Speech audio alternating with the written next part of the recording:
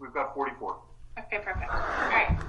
So I'm going to call the workshop meeting tonight to order, and I'll start with my president's report. The only thing I have tonight is we're going to change up the way we ask questions. So if you have a question that you want to ask either in the on the agenda or at the end, if you just let Jim Dietrich know you have a question, then he will let you ask your question yourself instead of Jim asking the question for you. So that's the only real big change tonight. I will say it again when we get to public comment, but just to give everybody know that at this time. And that's all I have. So welcome everybody, and we'll go on to the superintendent's report. Dr. Spankowitz.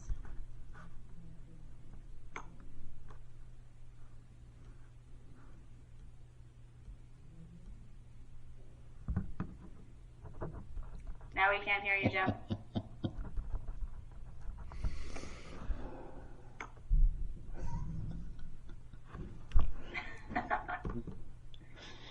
Technical difficulties. We just did executive session and could hear him. Oh, wait. No, we don't. Would you like me to go? I can hear him coming down the stairs. Sure, you want to do your report? Sure. While we're waiting for the superintendent, I just have one quick item. I don't know if all the board members have seen it, but the October school boards workshop, the physical attendance has been canceled, and they'll be holding that virtually. The workshop with as we know, annually, board members go there for training, and there are vendors and things of that nature there. So that's something that you'll be doing for your mandated training and optional training, be available to you. So as we get more information, I'll let you know. But the October physical conference has been canceled, and so more information to come. Okay.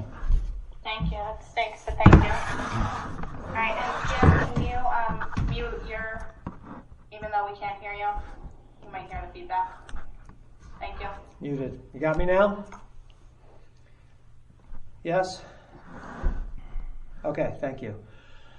Okay, so first thing I just wanted to mention that this week is Special Education Week in New Jersey. So a shout out to all of our staff members, our special education staff members, and also all of our special education students for all their hard work, and we appreciate everything you all do. And it's always a good week to remember and acknowledge, that it's so critical that when we plan programs, that we're planning programs for all kids, so that all kids can be included and take part. So that's a wonderful thing. Next up, I wanted to just talk a little bit about where we're going with remote learning. We are putting together a survey that we'll be sending out hopefully by week's end. Our instructional council is looking to plan a meeting hopefully this week, so probably Thursday. So we may put it out on Friday after we talk with instructional council, just to include some things that they want to see on there. But that's coming soon, and that feedback we'll use to kind of drive us through the remainder of the school year. Up to this point, though, the feedback that we've received generally on our Phase 2 plan has been overall positive. And like I said, I think sometimes it's not always the feedback that you get. Sometimes it's the feedback that you don't get that tells you how well things may be going. I'm certainly not suggesting that there aren't issues. We are in remote learning. Of course there are issues. There are issues when we're in regular learning. But overall, I think things are going as well as can be. I once again want to thank all of our teachers, all of our administrators, all of the kids, the parents. I think people have now kind of settled into a groove and have settled now that the governor has announced that this is our life for the remainder of the year, school year at least, that people kind of get what they need to do, and we've settled into a routine, which I think has worked well. That leads me to my next topic is the letter that I put out yesterday, and I shared some of this guidance with the board over the weekend. The emails that come on Friday nights at 7:30 usually aren't good emails, and then again on Saturdays. But We as superintendents have been asking the Department of Education for guidance as related to graduation ceremonies, what's allowable, what's not allowable. So they did come out with some of that, and then of course on Monday had to kind of clarify even more. The colonel of the Colonel Callahan from the Office of OEM and the State Police, clarified more about wave parades. But we have been, Dawn and really everyone. I mean, not just Dawn. I mean, it's probably most. I think important for the 12th grade, for the seniors, but certainly 8th grade, and then we have other 4th grade awards and celebrations and things like that. So all of our principals have been in communication with their parent groups, their advisor groups, and if they haven't been, they will be soon, to talk about what we see for our year-end celebrations. Speaking right now, I'll speak primarily of the middle school, or the high school and the middle school. And I think Dawn is on if there's any questions, and I think Chris may be on as well. But we've been making multiple plans because we just don't. Up prior to this weekend, we weren't sure what the social distancing guidelines and what the executive orders, any loosening of restrictions were going to be by June 22nd. In the hopes that there could still be some form of in-person ceremony. So we've been making multiple plans for things. The guidance from the Department of Education that came out on Friday basically put a stop to that, at least. Well, and I'd say sort of, because when it says no in-person ceremonies until further notice. Well, is there a chance that by June 22nd there could be some form of in-person ceremony? Maybe. There are some graduations. Some of the private schools graduate as early as late May, early June, and with some of those districts that didn't take a spring break and they moved up their end days to as early as say June 10th. There might be a big difference between June 10th and June 22nd as far as the releasing. The relaxing of some of the social guidelines. So we'll have to wait and see. But for right now, we are moving forward primarily with a plan to have a virtual graduation, leaving open, I think, the idea that perhaps in the summer, if guidelines are relaxed, there could be some form of in-person ceremony that would be in addition to that. But I think what we're looking for right now is primarily looking at the virtual. We're really not looking at any kind of parade through town. That's not something, I think logistically, we have 250 graduates. I think we have, I think it creates some problems to do that logistically. Also, we have students who are homeless, who don't live in town. There's some issues there as it relates to that. But we are looking to do something very special for the kids.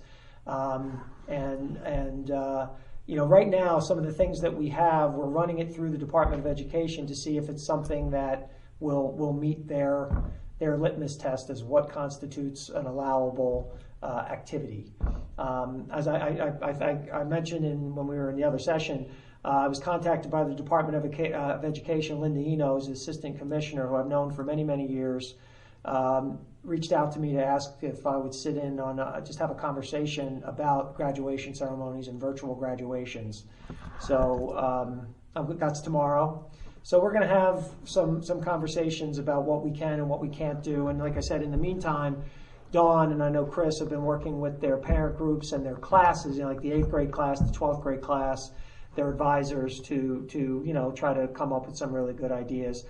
And we're not of the mindset that the 8th grade and the 12th grade ceremonies have to, or lack of ceremonies, have to necessarily be the same thing. I think they are different. One is more of a promotion ceremony. One's a graduation, true graduation. So they're working with their respective groups to do something that they feel is going to be best for the students. So, I have a couple more items for my report, but if there's any questions about end of year and graduation, from the board, I'm happy to take those for now. And then, if there's more we can talk about later, we can. And like I said, we can have Dawn jump in if need be.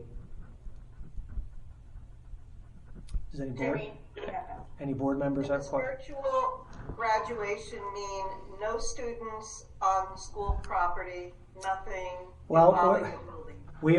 we don't, not exactly. So we're trying to get some clarification on what exactly constitutes a ceremony, and because there are some things that we would like to do that would allow, that we would ask students to come to the building, but really one at a time. There would not be more than one student in the building at a time. And we're not in any way, and there would be no parents, something that would be kind of special with kids coming in their caps and gowns and kind of walking across our stage, and once again, it would be by themselves, and we would film that, and then we would, make that available. It wouldn't be a live thing on the 22nd. It would all be done ahead of time. And we could really control that, and we could absolutely maintain social distancing. But what we're trying to work out with the department as to whether that constitutes a ceremony, because in at least some people's minds in the department, that's a ceremony. I personally don't see how that's a ceremony. If a child is just walking across the stage in their cap and gown and we kind of take a picture of them doing it. But that's what we're still working on. So the answer to your question, Irene, is maybe. Jim, do we have any thoughts or plans for the fourth graders? Yeah, the three elementary principals are coordinating with each other. And like I said, if they haven't already reached out to their PTAs, they're going to do that. But they're working together right now to get on the same page, because we would like, and each school's been a little different. Like Dow Avenue has an award ceremony at the end that they do that the other two schools really don't do to the same degree. So I know Dr. Ryan wants to maintain that, but that's different from, sort of an end of year fourth grade. A lot of them do clap outs. They do some of that kind of stuff. So they're all talking about ways that they can do that virtually, if not the exact same thing that they would have done in the past, but something in the ballpark. But we just met yesterday, and they're talking to each other, and then they'll be coordinating with all their parent groups. So, because what we don't want is one we have one high school, so we have one high school. We have one middle school, so we have one middle school. When we have three elementary schools, we want to make sure that they're working together and providing things that are, if not exactly the same, certainly,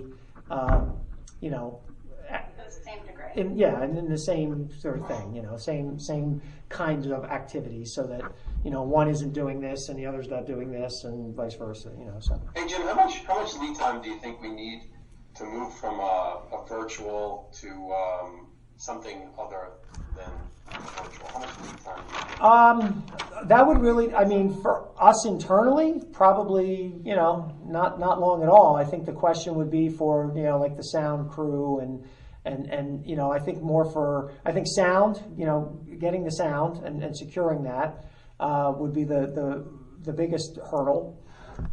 Everything else, I think, would really depend on what the social guidelines would be. Like, for example, we've thought about, having a situation where instead of setting the kids up sort of, at the 50-yard line, we could set them up more in the end zone and utilize both grandstands instead of just utilizing one grandstand. We would obviously have to limit the number of adults who would be able to attend. It would probably only be 2 adults per child, that kind of thing. I think the biggest problem and a lot of the concerns that people have with an in-person may not be the ceremony itself, because we can socially distance the ceremony. I think a lot of it is the coming in, that people congregate coming in, people really congregate going out. It would, that those could be some of the bigger challenges as it relates to an in-person graduation. Remember, we did move from outside and in and out all that last year. In about 30 seconds, right? Yeah, so I have a lot of faith in our staff over there that we can move in and out or change something in a day or two. Yeah, like I said, I think the sound system is probably the biggest hurdle to securing that. Or we could just talk really loud. We need tents and golf carts and things like that. Yeah. I'm sorry, Jeff, what was that? We're going to wait and see, prepare for virtual. Yes. And hopefully we have some daylight that allows us to do something a little bit more personal. Right. Primary planning will be virtual, and then we're going to have some secondary plans in case we can, go to a slightly different. And like I said, also having maybe, picking a date sometime probably in a little bit beyond midway point in July, maybe sometime later July. Once you get in August, it's really hard. Kids are starting to go away to school. We have some concerns about a summer program anyway, because a lot of kids are off going different places. We might miss a lot of kids, but we'll see. We'll keep it open. I don't think we've taken anything off the table completely, but at least now with the guidance that we received, we know where our focus, at least our primary focus, has to be. Okay, cool. Okay. Any other questions from the board about graduation? Yeah, Jim. Yes, sir. Did the state say anything about penalties for non-compliance? They specifically said that board members with the initials of J and H would have to serve significant penalty. They didn't really define what that penalty would be, but I was a little concerned at that point. So, No, really, though. No. What are they going to do, cut our aid? Possibly. I think frankly, if you come up with a responsible plan that's non-compliant with the state, I say we just go for it. Well, I would only do that, of course, with consensus of the board. But Well, the colonel, the new in that letter, he made it as if he was going to just come in with his forces and break it up. Right. Well, I don't know about that. I will also say that we have been in contact and communication and working very closely with OTPD. So we Joe, I hear you. Sometimes forgiveness is better than permission. Sometimes, but we want to make sure that. I mean, I have a hard time believing the Department of Education is going to come and break up a graduation, but it would really be irresponsible to do something that would be against, good public health recommendations. So we certainly wouldn't. Not exactly the example we're looking to set. Right, exactly. So we want to make sure we're following the guidelines. There's good health regulations, but then there's just heavy-handed state policy. I think that if you take precautions that meet the distancing guidelines of people wearing masks and gloves, Well, I think the non-parade thing's pretty stupid. Well, we're gonna, like I said, we'll keep an eye out on the guidance, and I'll keep you updated as we meet weekly. I'll let you know what's going on. But I think Irene has something. Go ahead, Irene.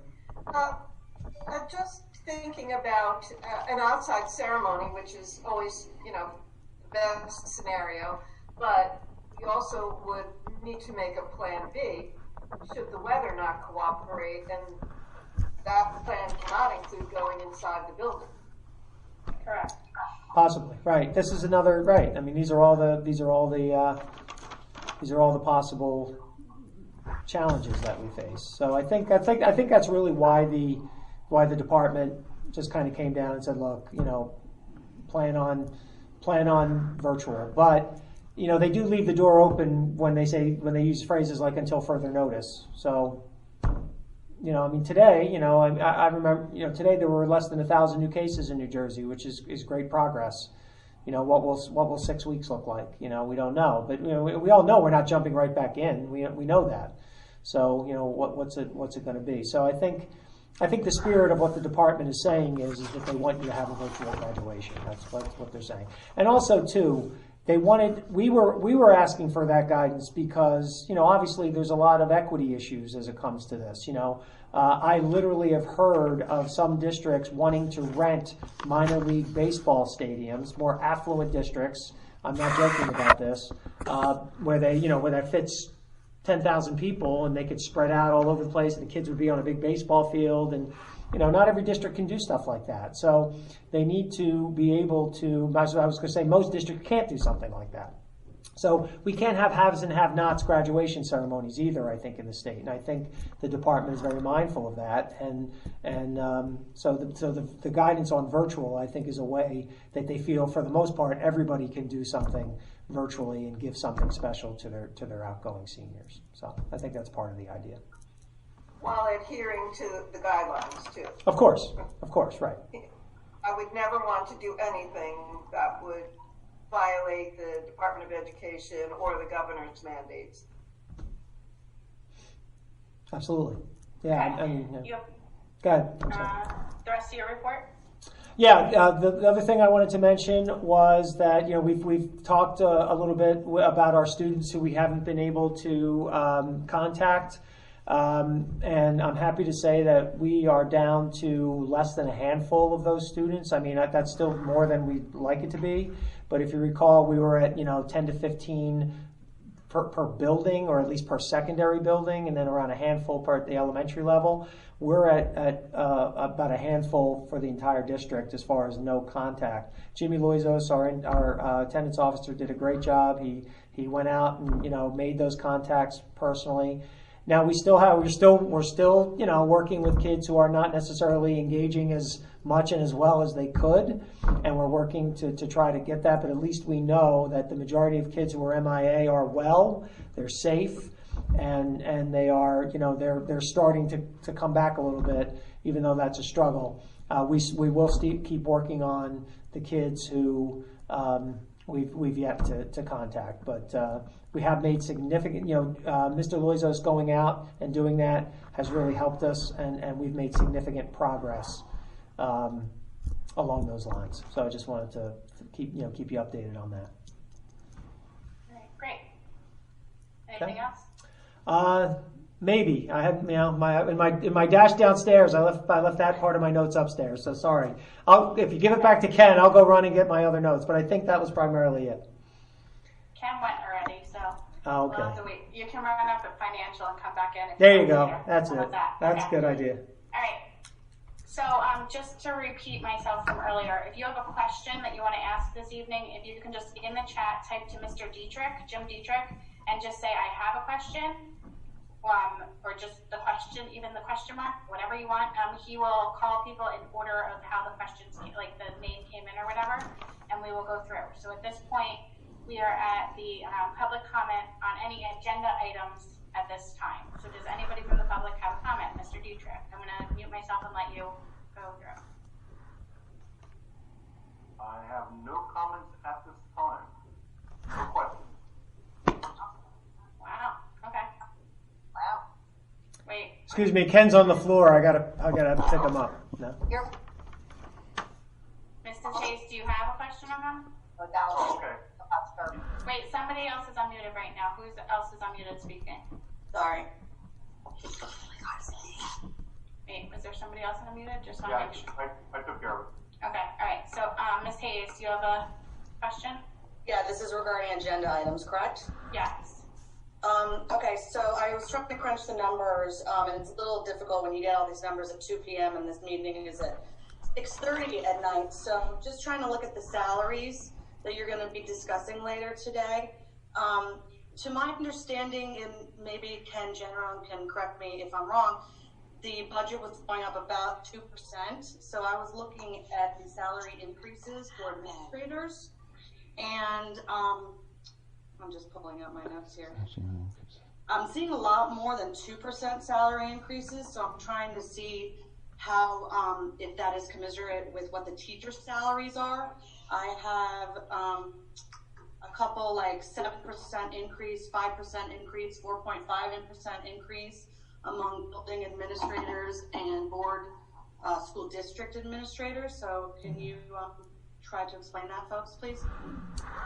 Yeah, I mean, I don't know of any of those, any folks. I mean, you'd have to be more specific as to individuals. Well, I'm seeing Zona 5.5% increase. Well, No, that's not accurate. That you could bring it to. So General 4.7. That's Lano 2.8, that's Lano 3.0. no, it's Okay. that's You're missing a year here. yeah, that's not accurate. 0.75 exactly. Right. So how it works, Alex, is so we have contractual agreements with our teaching staff, which is a 3% increase. So all of and when we say teaching, that's all of our certificated individuals. That's part of the contract that was negotiated, a year and a half ago. So that's part of their collective bargaining agreement. The administrators, the administrators who are part of the Township of Ocean Administrators Association, their collective bargaining unit, they're a 2.75% increase. That's also a negotiated amount. And then any non-affiliated individual who's not part of a group if they are if they're in a position that is typically associated with a group that's in the TOEA, right, or the Teachers Association. We give them we typically recommend the same raise, so that would be a 3%.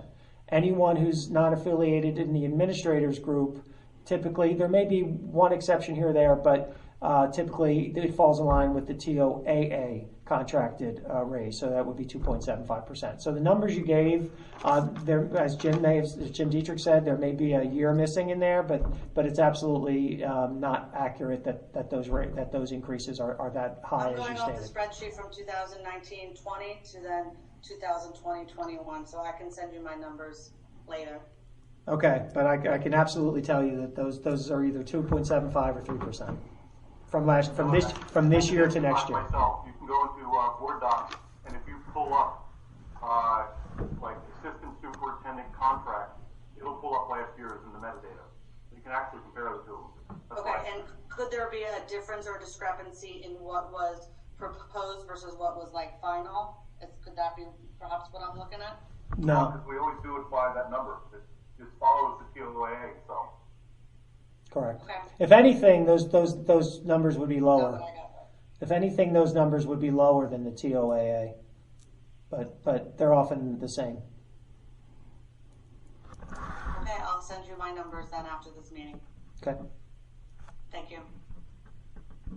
Any other questions from the public about agenda items? Yes. We're going to go to Scott Paciello. Okay. Let me find Scott. He can probably unmute himself, I think. Yep, you can. There we go. Hello. Hi, Scott. How are you? Great. Good. Good. So my question is, I see on agenda item 10.8, approval of administrator salaries for the 2021 school year, that there is one that is a TBD. Can you state why there is a TBD for one of the elementary admins, and also how will this impact leadership at the school? We can't comment on that. As a personnel item, we can't comment on that. Okay, thank you. Sure. Any other items? Nope, that was it, Amy. Okay. Oh wait, Michelle, do you have a question? Michelle Frida, I'm trying to read your name. She's waving her at me, so that's why I'm feeling like she has. Go ahead, Michelle. Hi, how are you? Good. I have a question about the virtual learning. I have two twin granddaughters in 3rd grade.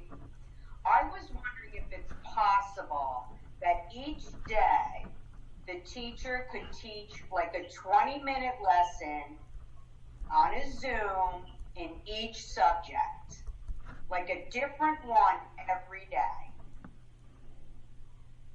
Is that that's possible for a teacher to do? So that would be a question for later, but I don't know if Jim, you want to just. Yeah, I mean, real quick, what I would just say is I think you should contact your principal tomorrow, and obviously, you can discuss your specific situation. There are a lot of things possible, but there may be reasons as to why some of those things aren't happening. But we haven't required that of our staff at this point, even though many staff members, as far as their virtual, it varies how much they do it, but all of them do at least a minimum amount, which we have required. So I would suggest Excuse me, what's the minimum amount a week? The minimum amount, well, it might depend on what type of teacher, if it's a regular classroom teacher compared to like a special teacher. Regular class, Right, so it's a minimum basically of like twice a week. And one of the two can be a videotape lesson. It doesn't have to be face to face. It could be video. So it doesn't have to be. What I mean by that, it doesn't have to be live face to face. It can be a video, recording. At least one. The other one does have to be live. So I would recommend you contact your principal. I'll be contacting the principal. Yeah. I just think it's just not enough for these kids. Okay. That's just my opinion. here every morning with 5 grandkids. Okay, It's very difficult. sure. And the other thing, Michelle, is next week when the survey comes out, or in a couple weeks, as Jim was talking about earlier. Yeah. Couple days, definitely probably. questions that can be put, or answered, comments that can be put on the survey as well. Yeah, Absolutely. but Thank you so much. no But problem. the But best thing is to contact your principal. yeah, don't wait for the survey. If you have a problem, please contact your principal, and we'll try to address it as quickly as we can. Okay, thank you. Sure. Any other comment on any agenda item at this time? Wait 30 seconds.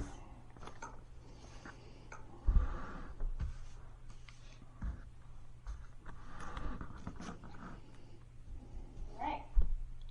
We're good to move on, Jim? We are. Okay. So we're going to move on to our action items at this time. So Dr. Marshall, can you please approve the minutes? Sure, thank you. I move to approve the meeting minutes in accordance with Board of Ed bylaws 0168, the regular meeting minutes of April 21st, 2020. I have a second, please.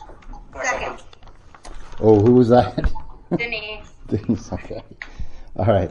Are there any comments or corrections for the 2021 regular meeting minutes? Okay, seeing none. Ken, if you want to. Okay, all in favor? Aye. Aye. Anyone opposed? Any abstentions?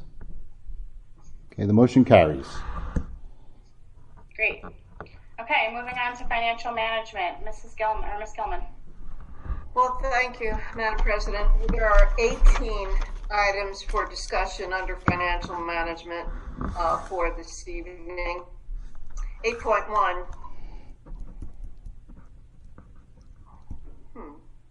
Financial update, COVID-19.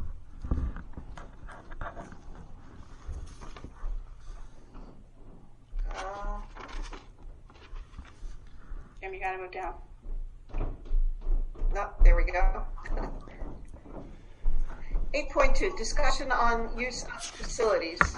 Board of Education and Administration will discuss possible summer facility rentals. 8.3, Board of Education and Administration will discuss the non-public security aid contract between Township of Ocean Board of Education and Monmouth Ocean Educational Services Commission from the date of adoption by the board until June 30th, 2023, as per the attached. That's it. That's it. We're going to vote. 8.4. The Board of public can't say Education anything and else. Administration will right? discuss the non-public were gonna technology do anything. services That was agreement their shot. between Township of Ocean Board of Right? Education Yep, and unless they Monmouth take a Ocean shot at the end, Educational but- Services Okay, but then it'll be Commission done at that from the point. date of adoption by the board until June 30th, 2023, as per the 100%, attached. 8.5. Oh. Board of Education and Administration will discuss the non-public textbook publishing services between Township of Ocean Board of Education and Monmouth Ocean Educational Services Commission from July 1st, 2020 until June 30th, 2023, as per the attached. 8.6. Board of Education and Administration will discuss the approval of the following petty cash accounts